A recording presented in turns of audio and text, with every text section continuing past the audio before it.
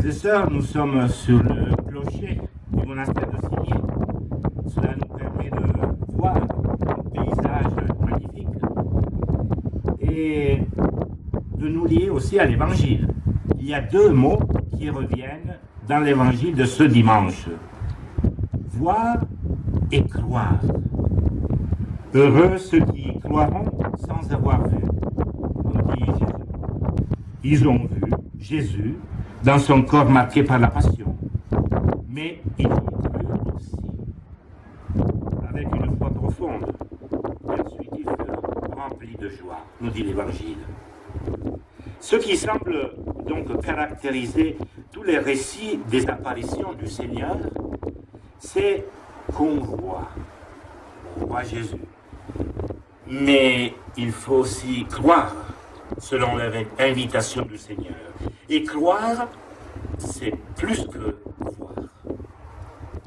Les disciples, au soir de Pâques, ils voient ses mains, son côté. Après seulement vient la joie dans leur cœur. Ils croient et ils sont remplis de joie. Thomas, enfin, il voit, il touche, et que lui dit Jésus? Crois. Ne sois plus incrédule, mais croyant. Thomas, le croyant, tombe aux pieds de Jésus en disant « Mon Seigneur et mon Dieu », la première profession de foi. Il y a bien toujours deux étapes. Voir, c'est-à-dire recevoir un témoignage direct, mais seulement le fait de croire nous fait entrer en communion avec Dieu. Saint Jean arrive au tombeau le matin de Pâques. Il vit et il crut. Il ne vit pas Jésus ressuscité, mais les signes de sa résurrection. En effet, on peut voir et ne pas croire. On peut constater beaucoup de signes de la présence de Dieu dans le monde, de son passage dans l'histoire, mais ne pas croire, hésiter davantage, ne jamais partir vers l'aventure de la foi, attendre encore des signes et puis d'autres encore, et ne jamais se décider pour la foi. Heureux ceux qui croiront sans avoir vu, nous dit Jésus. C'est de nous qu'il parle. Sans avoir vu du tout, nous croyons. Nous lui faisons confiance. Mais ce n'est pas tout à fait exact. La nouvelle de la résurrection du Christ nous est parvenue par le témoignage de quelqu'un, à travers des personnes qui nous ont parlé du Christ, nos parents, nos catéchistes, des chrétiens engagés dans notre paroisse, qui étaient pour nous des signes. Leur vie nous a montré l'Évangile, la force de la résurrection, l'amour vainqueur.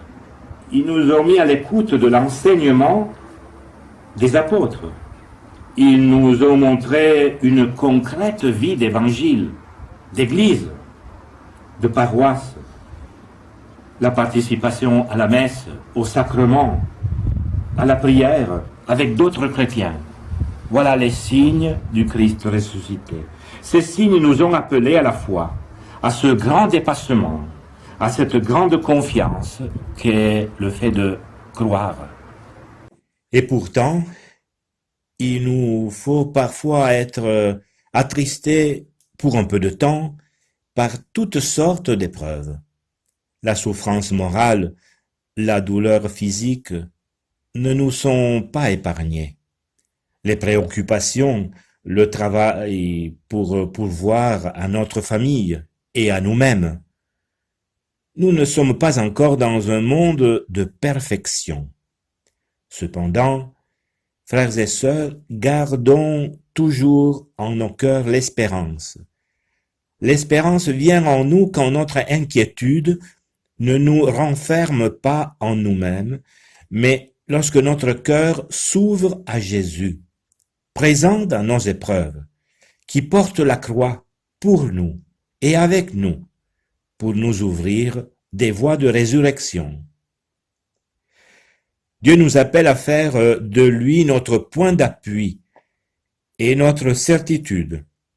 Comme le dit le psaume 117, la pierre qu'ont rejetée les bâtisseurs est devenue la pierre d'angle. C'est là l'œuvre du Seigneur, la merveille devant nos yeux. En ce dimanche de la divine miséricorde, louons et débordons d'actions de grâce pour tous les signes discrets mais lumineux que Dieu a mis et qu'il fera encore resplendir sur notre chemin.